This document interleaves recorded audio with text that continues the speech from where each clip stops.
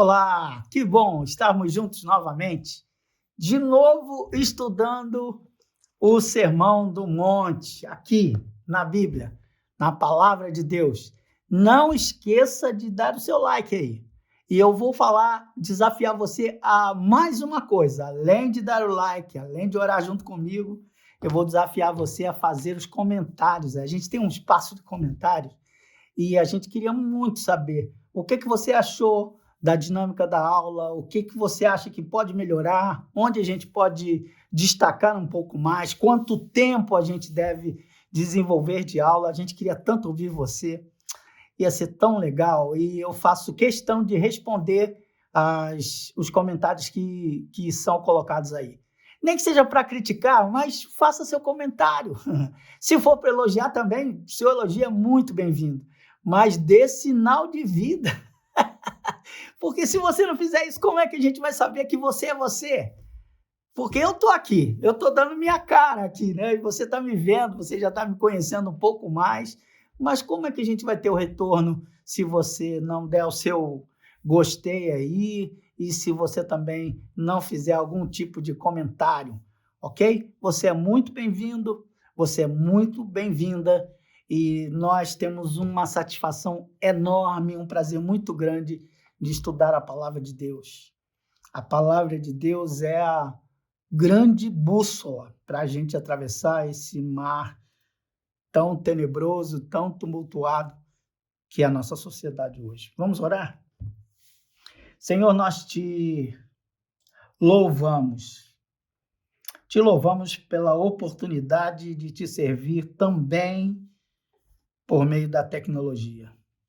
Nós te louvamos porque estamos chegando a tantos lugares, mas, ó Deus, faz com que nós tenhamos sempre a noção da nossa missão, que a nossa missão não é outra, senão revelar as Escrituras, e que a Tua palavra entre no nosso coração, e que a gente seja fiel na interpretação dela. Nós te pedimos assim, em nome de Jesus. Amém.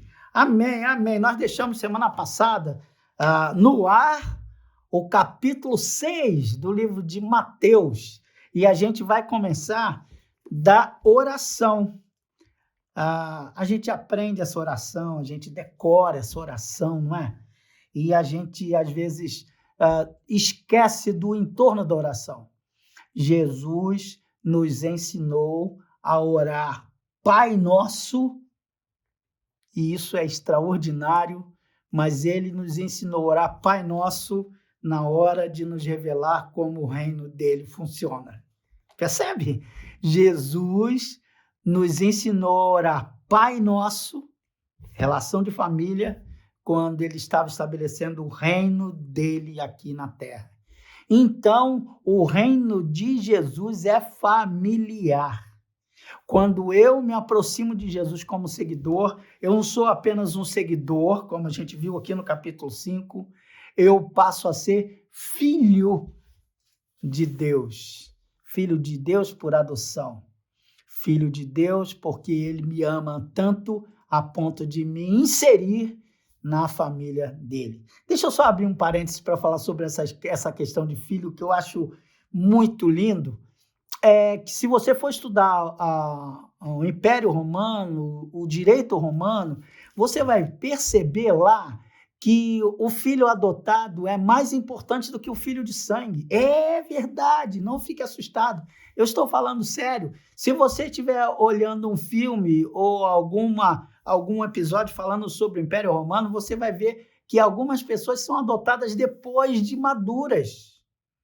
E eu vou te dar um exemplo de um filme muito famoso, muito conhecido, que é aquele filme O Gladiador, né? Quem nunca viu o Gladiador perdeu metade da vida.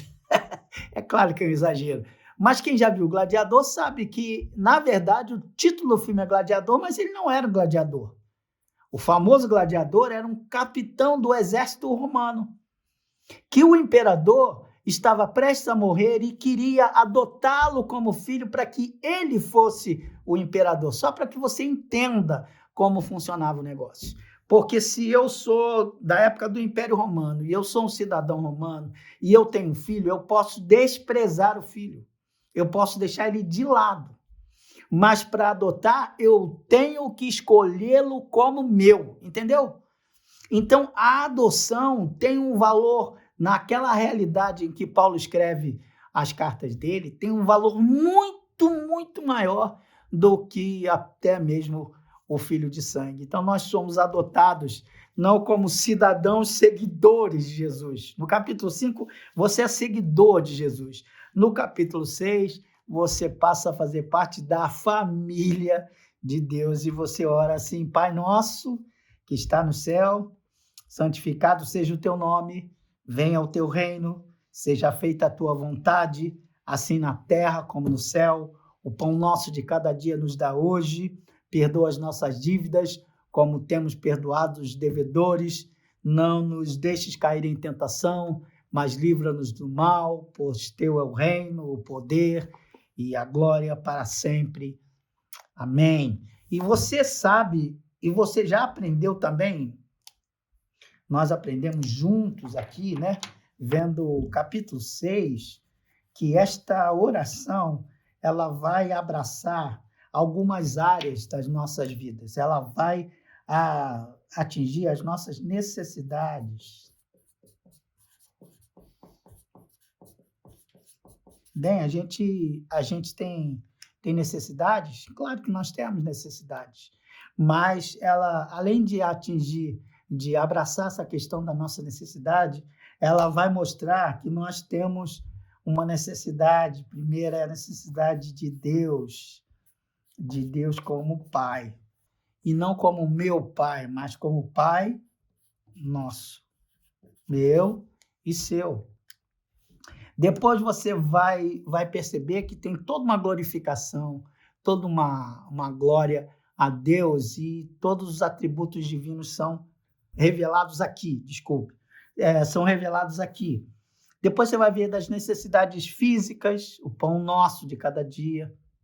Depois você vai ver das necessidades relacionais, perdoa as nossas dívidas, como nós temos perdoado aos nossos devedores. E depois as necessidades morais, não nos deixes cair em tentação, mas livra-nos do mal. É muito interessante isso, porque o coração, se o coração das bem-aventuranças era misericórdia, o coração da oração é perdão. Por que o coração da oração é o perdão? Sabe por que o coração da oração é o perdão? Porque nenhum relacionamento se perpetua, prossegue, continua, se desenvolve sem perdão. Ninguém permanece casado muito tempo se não desenvolverem um perdão. Tanto o marido com a esposa, tanto com a esposa para com o marido. Sabe por quê? Porque nós somos pessoas diferentes. Nós temos histórias diferentes. Nós chegamos para o relacionamento com perspectivas diferentes. Então, esse atrito pode machucar e pode nos machucar. Então, o que é o perdão, senão o ajuste dessas pontas, destas arestas? Relacionamentos só são sustentados, fundamentados no perdão. E por que a gente ora? Porque a gente precisa receber de Deus o perdão. E a gente precisa aprender a se perdoar. Muitas vezes a gente não consegue receber o perdão porque nós não nos perdoamos. Nós temos que perdoar os nossos pais, nós temos que perdoar algumas vezes os nossos filhos, mas a gente tem que aprender a nos perdoar, a olhar nossa limitação, perceber quem somos e a forma como nós devemos enfrentar isso. Então, o perdão é algo fundamental na nossa vida espiritual. Veja Mateus capítulo 6, verso 14, o versículo seguinte, depois da oração. Veja como o que eu estou falando com vocês faz sentido. Eu espero que faça, né? Porque para mim faz muito sentido. Mas veja o que diz o versículo 14. Pois se perdoarem as ofensas uns dos outros, o Pai Celestial também perdoará vocês.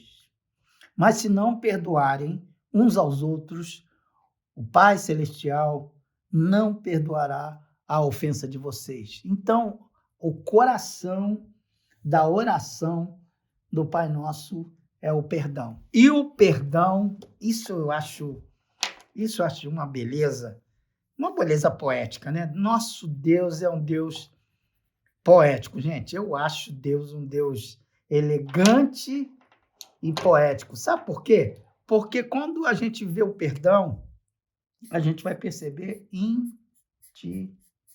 intimidade. A oração que nos leva a perdoar nos empurra para a intimidade com Deus. E ter intimidade com Deus é ganhar a vida. Ter intimidade com Deus é dar sentido ao que a gente vive no nosso dia a dia.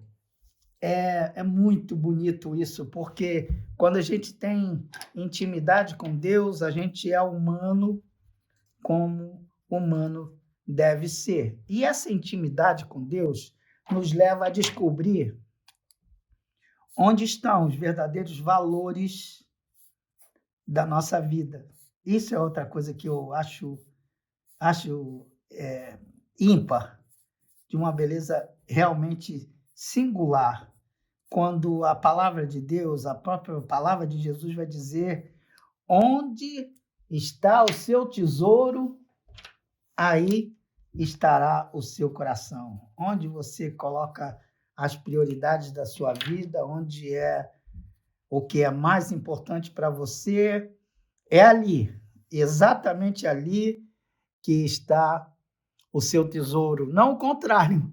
Se você, então, quer descobrir o que é importante para você, começa a olhar onde é que seu coração está. Meu coração está agarrado a trabalho, é ali que está o meu tesouro. Meu coração está agarrado a relacionamentos, é ali que está o meu tesouro. Meu coração está agarrado ao meu relacionamento com Deus, é esse o meu tesouro. Você percebe que onde eu penso que a coisa mais preciosa para mim é exatamente ali que o meu coração vai se revelar como um coração sensível, um coração que marca a presença dele. Agora, olha para o gráfico aqui e veja se você consegue perceber, como eu consigo perceber com clareza, que esse capítulo 6 vai deixar muito claro que a gente às vezes procura recompensa, mas a gente precisa lembrar sempre que Deus é nosso Pai. Ele é o Pai meu, não apenas meu, mas Ele é o Pai nosso. E o Pai nosso está sempre disposto a nos perdoar. Mas nós temos a contrapartida, a gente tem que aprender a perdoar e se perdoar também. À medida que a gente vai fazendo isso, a gente não é apenas seguidor de Jesus, como lá no capítulo 5. Agora você tem intimidade, você é da família de Deus e você divide a casa com o Pai. O reino de Deus começa a se estabelecer em você e a partir de você. Em mim e a partir de mim. Eu acho isso de uma beleza maravilhosa. E aí, onde está o meu tesouro, ali estará também o meu coração. E aí o Senhor continua falando. Deixa eu pegar minha cola aqui, né? Porque também a gente esquece. E aí é por isso que ele vai dizer: você acumula tesouro aonde? Seu tesouro está na terra ou está no céu? Porque ele vai dizer, na terra, os ladrões podem roubar. Ou pode dar cupim, ou pode dar ferrugem, ou pode dar problema. Mas os tesouros que são guardados no céu, então a gente tem que saber onde é que está o nosso tesouro mesmo, e a gente tem que colocar num lugar seguro. Lugar seguro é o céu. E o que a gente guarda no céu? a gente guarda no céu coisas que a gente não consegue pegar, percebe? Então, eu não consigo pegar o sentimento, eu não consigo pegar o tempo. Então, eu tenho que aprender a dedicar o que realmente, me dedicar ao que realmente tem valor. Por isso, o Senhor vai continuar dizendo, é claro, se os seus olhos forem bons, todo o seu corpo será iluminado, todo o seu corpo será cheio de luz. Olha, se eu sou a luz do mundo, eu preciso saber para onde eu olho, o que é realmente importante para mim. Isso aqui ele está falando já da seleção que a gente precisa fazer, das coisas que nos são oferecidas. E ele vai dizer, onde está o seu tesouro, aí está o seu coração, os olhos são a candeia do corpo. Capítulo 6, vamos ler a Bíblia, né? Escola Bíblica Dominical tem que ler a Bíblia. Capítulo 6, versículos 22, 21 e 22. Mas acumulem para vocês tesouros nos céus, onde a traça e a ferrugem não destrói, e onde os ladrões não arrombam nem furtam. Pois onde estiver o seu tesouro, ali estará também o seu coração. Os olhos são a candeia do corpo. Se os seus olhos forem bons, todo o seu corpo será iluminado. Mas se os seus olhos forem maus, todo o seu corpo está cheio de trevas. Portanto, se a luz que está em você são trevas, que tremendas trevas são essas? E aí ele vai dizer que ninguém pode servir a dois senhores. Ou vai agradar um ou odiar a outro, ou vai odiar um e desprezar o outro. Ou vai amar a um e vai desprezar o outro. O que Jesus está dizendo é que eu não posso colocar no mesmo nível Deus, que eu vou colocar na pessoa de Jesus. Deus é diferente do dinheiro, de Mamon, das riquezas. Eu não posso colocar no mesmo peso Deus e as riquezas, porque as riquezas chegam ao final, elas se corrompem, elas se deteriorizam, elas se esfumaçam, elas somem. Mas Deus continua sendo Deus. Independente da circunstância em que eu vivo, em que eu estou, Deus continua sendo o Senhor, o gracioso, o bondoso para comigo. Vamos ao capítulo 7. Já estamos chegando ao final, no capítulo 7. O que Jesus vai falar? Vamos lá. Capítulo Sermão da Montanha. Aqui você tem o capítulo 5. Aqui você tem o capítulo 6. E eu vou escrever aqui capítulo 7. Vamos lá.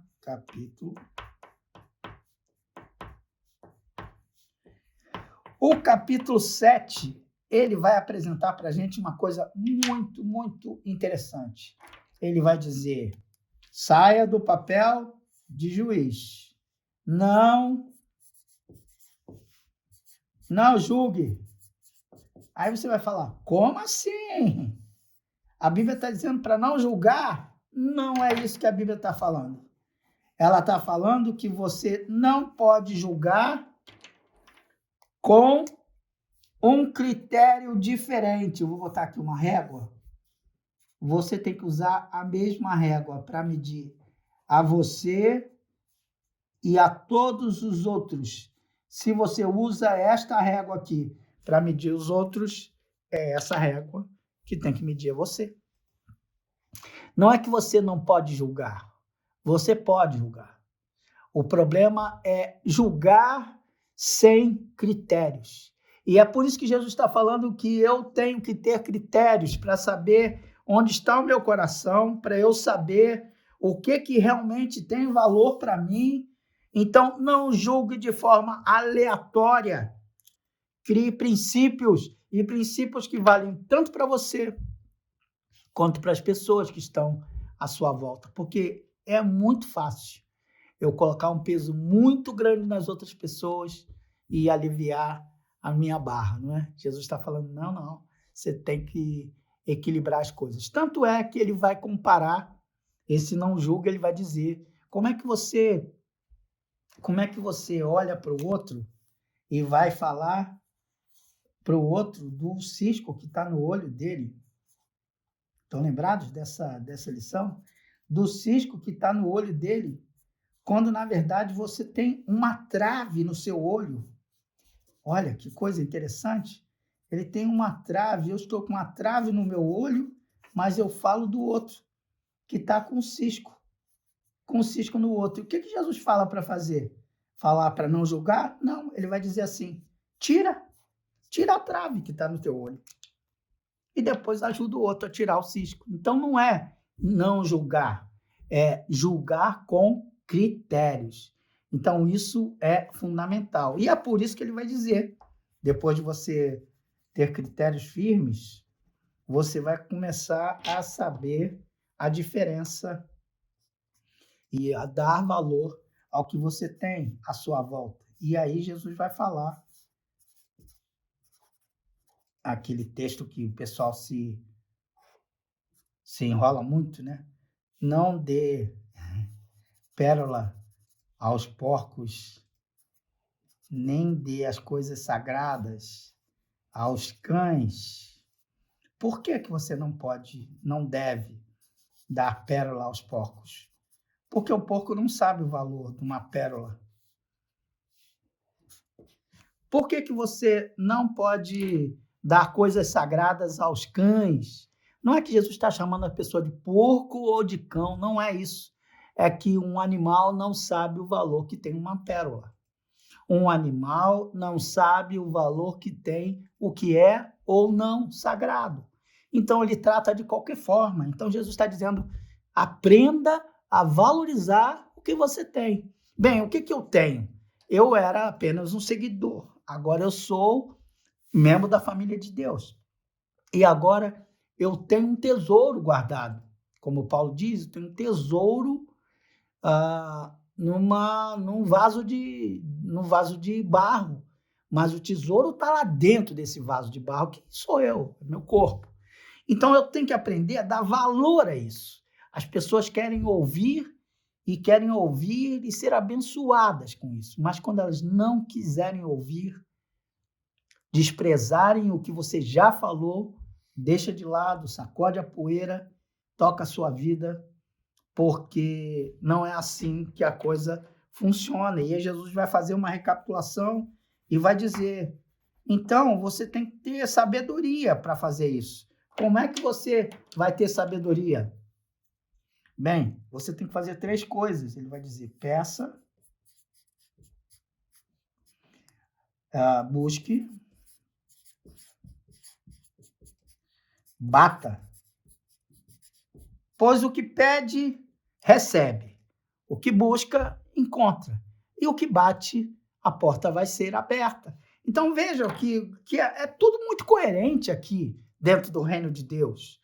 E eu vou aprender a desenvolver isso aqui, e ele vai falar, está voltando ao tema de oração, e vai falar novamente que Deus é Pai. Veja o que ele está dizendo aí, eu vou abrir o texto. Mateus capítulo 7, versículo 7. Peçam e será dado. Busquem e encontrarão. Batam e a porta será aberta. Pois todo que pede, recebe. O que busca, encontra. E ao que bate, a porta será aberta. Qual de vocês, que seu filho pedir pão, lhe dará uma pedra? Ou se pedir um peixe, lhe dará uma cobra?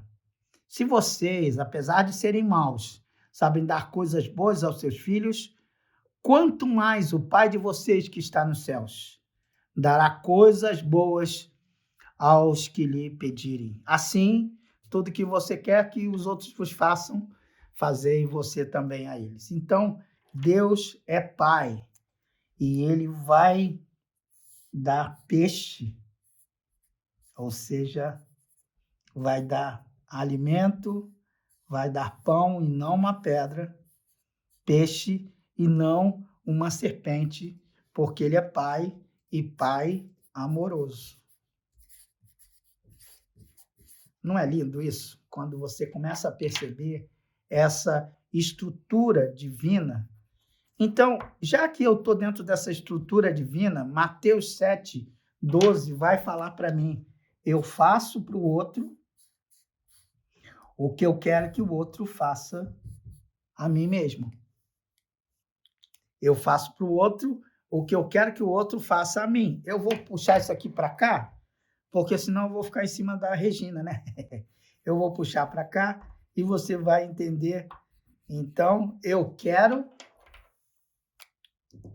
para o outro,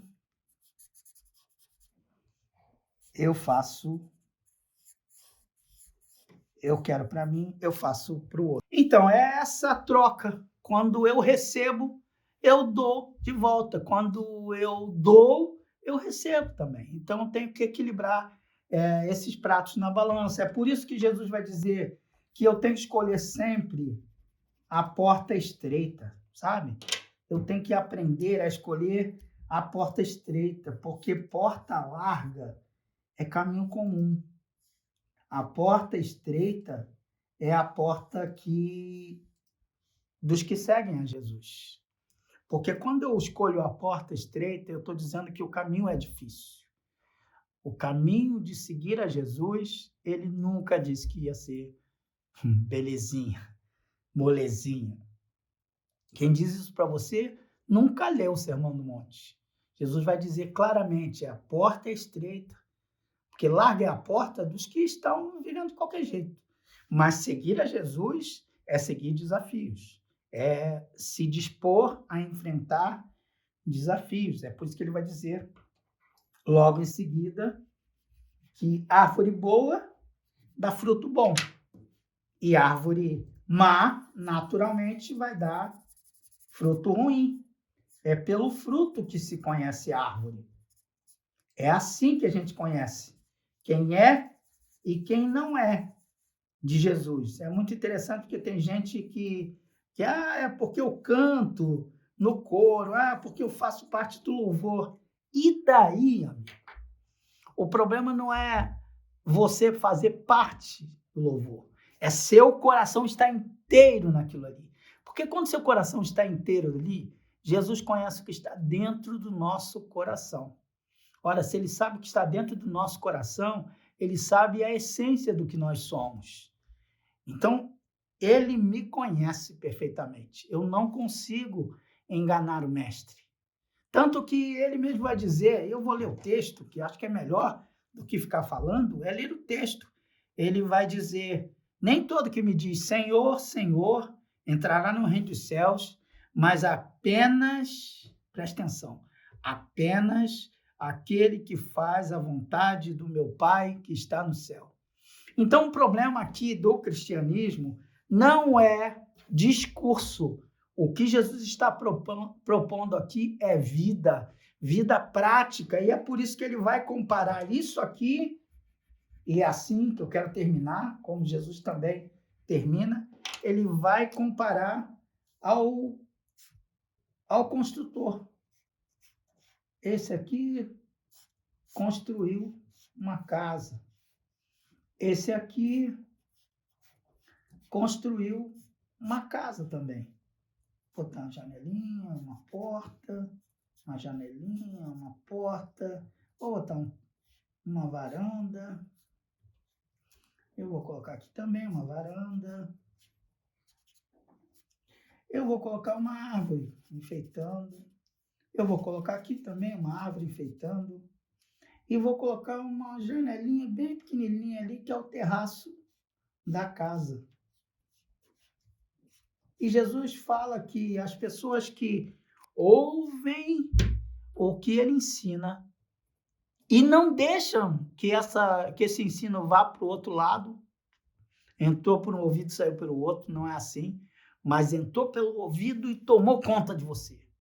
Ele vai comparar a um homem que construiu a sua casa sobre a rocha. Aqui eu acho que é mais interessante, mais rico, o que diz Lucas. Lucas,